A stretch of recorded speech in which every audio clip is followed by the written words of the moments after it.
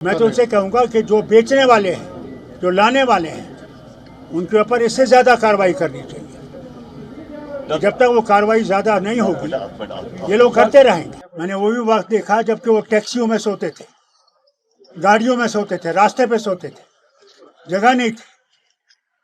शुक्र कीजिए लोगों ने अपने पाँव पे खड़े हो गए, वो सरकारी नौकरियां नहीं ढूंढते।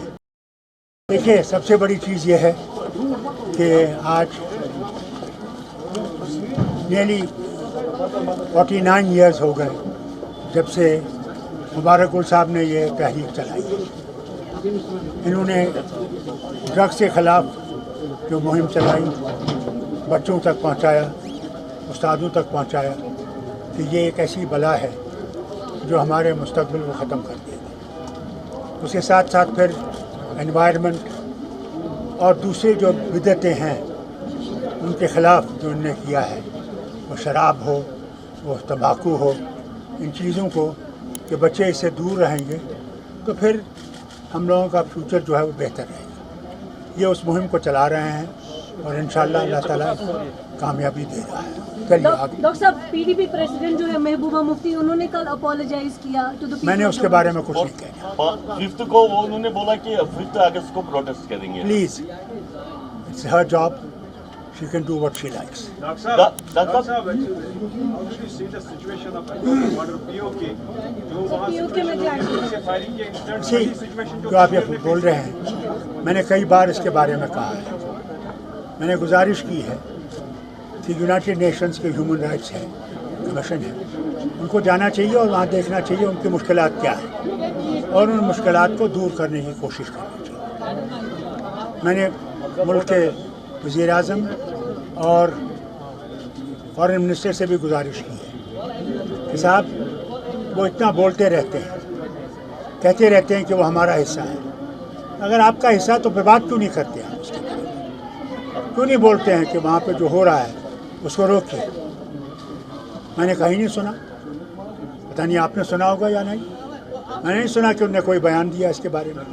सब ये क्लेम करना कि वो हमारा हिस्सा है और बातचीत से मसला हो They say that, इस पे दूसरी बट सवाल इस बात का अगर है तो फिर बात क्यों नहीं करते? कोई बात नहीं कर रहे हैं। डॉक्टर साहब, आज जो यूथ है वो ज्यादातर ड्रग्स की तरफ माइल हो रही है, तो उनके लिए आपकी क्या मैसेज रहेगी? किनकी? सर, यूथ जो है वो ज्यादातर ड्रग्स की तरफ माइल हो रही है। देखिए इसीलिए तो ये प्रोग्राम किया है इन्होंने कि यूथ इससे दूर रहे। मैं तो उनसे कहूँगा कि जो बेचने वाले हैं, जो लाने वाले हैं, उनके ऊपर इससे ज़्यादा कार्रवाई करनी चाहिए। जब तक वो कार्रवाई ज़्यादा नहीं होगी ये लोग करते रहेंगे और इससे गवर्नमेंट को बहुत कड़ी कार्रवाई करनी पड़ेगी। डॉक्टर साहब, एलजी ने बोला है कि पिछले 6 साल में जो होटल बने 5000 उसमें 90% इलीगल है। शुक्र कीजिए वो बन गए। यहाँ पे टूरिस्ट आते हैं, कहाँ रहेंगे? मैंने वो भी वक्त देखा जबकि वो टैक्सियों में सोते थे, गाड़ियों में सोते थे, रास्ते पे सोते थे, जगह नहीं थी। शुक्र कीजिए लोगों ने अपने पाँव पे खड़े हो गए, वो सरकारी नौकरियां नहीं ढूंढते।